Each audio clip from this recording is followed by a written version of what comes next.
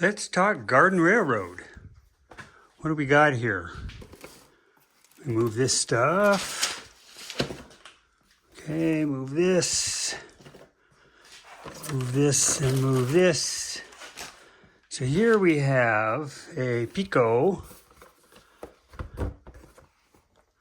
G-scale 35233 Pico turnout or switch. Okay, came in a big box, comes with the extension. What it didn't come with is any sort of a switch mechanism. A lot of guys go with electric units, and then you have another controller. We're going to go manual, but Pico doesn't have a manual one, so I bought this Bachmann one. And it's going to work. So what came in the package, of course, was the mechanism itself. Okay. And then you also get the little, let's call it a flag.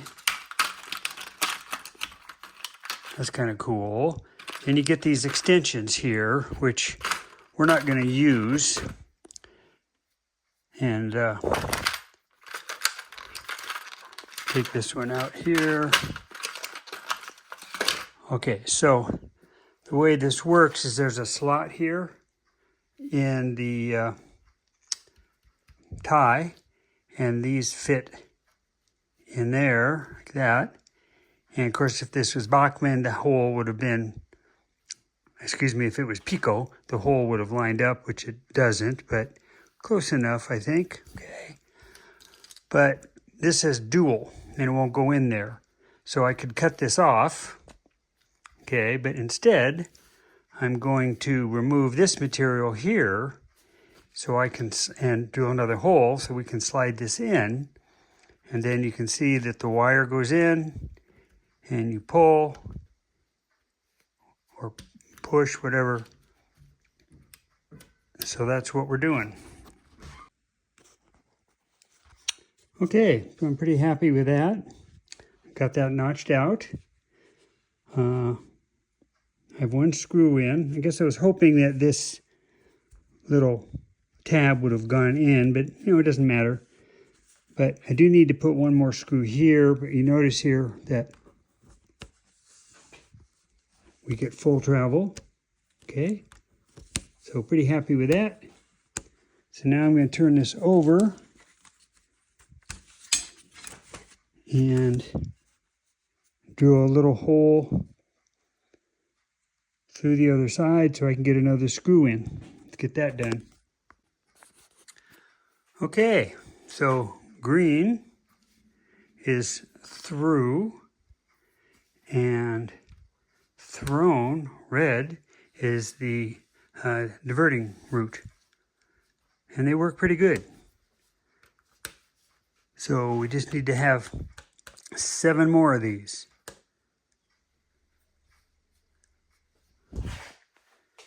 And let's see here.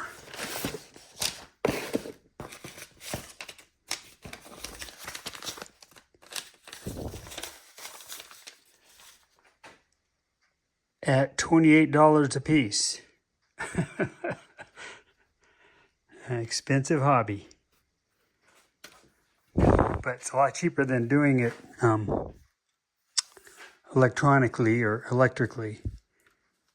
And it's more old school, where you actually have to walk over and stop the train, flip the switch.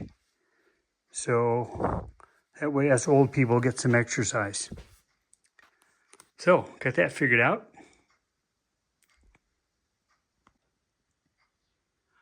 What a mess. This is what it takes to do the control boxes. I've got my meter. I have my heat shrink gun. I have my various cutters, screwdrivers, my crimping tool. I have terminal strips, screws, and heat shrink connectors. Okay, so what happens is power, 120 power comes in, goes through the, what do you call this? Transformer, whatever it is. Okay, that power then comes into a terminal block here and have a fuse, 5 amp fuse. So power comes in, that power goes to the Pico RC controller. Okay, so this is a 120 to 22 volt DC power supply. That puts power into the controller here, the black and the white. Then we come out with power, and that goes to this terminal block. From there, we come out and bring power to the various switches. And we also have a negative or a neutral, which comes out of the power, and that goes to the switches. And then we have LED indicator lights, and then we have our power from the switch to our various circuits. And so when we connect our wires from the layout into this terminal strip, we will have power out that you can see. We have indicators, so we can turn those off and shut off the various circuits in the railroad. So that's the 6 main circuits for the main track. And then I'm going to do another one here for the yard. And I only have 4, call them circuits for the yard, but we might do 6. So I still have this to wire up. So it took a while, took a lot of parts, and took a lot of time, but it's finally completed. If I can get this done tonight or first thing in the morning, I can go install these boxes tomorrow. That's the plan. And the car, still waiting on parts, waiting on the rear bow that goes on to the soft top, and so that slips. I think you have to maybe cut this so you can slide that bar in. So waiting on that. Once that gets here, then I can tighten up and stretch the top over the front bow, clamp it in place, and then I can start installing the washer, whatever you call the snaps that hold the top on. So there's that, and I did get the seats in, the passenger seats bolted in. This one's still sort of loose, but it was kind of fun to sit in the car. I had Satomi sit in the passenger seat because that's where she will be. So pretty cool. And I'm still working on trying to get this stud, which is this guy, into this hole and a nut. So I've been struggling with that. I gave up today. So let me get back to this second box here.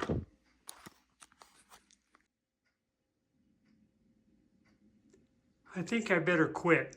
6:20, dinner's usually at 6. Satomi might get a little upset if I'm not there. Food's getting cold. So all I got done besides the main control box, right, got that one done, is I did get my yellow power lines from the switches to the terminal block. So those are all in. So it won't take too much longer tomorrow to hook up these 3 feeds, and these have connectors on them so I can disconnect this box from this box when I go to install it So that's it for the day.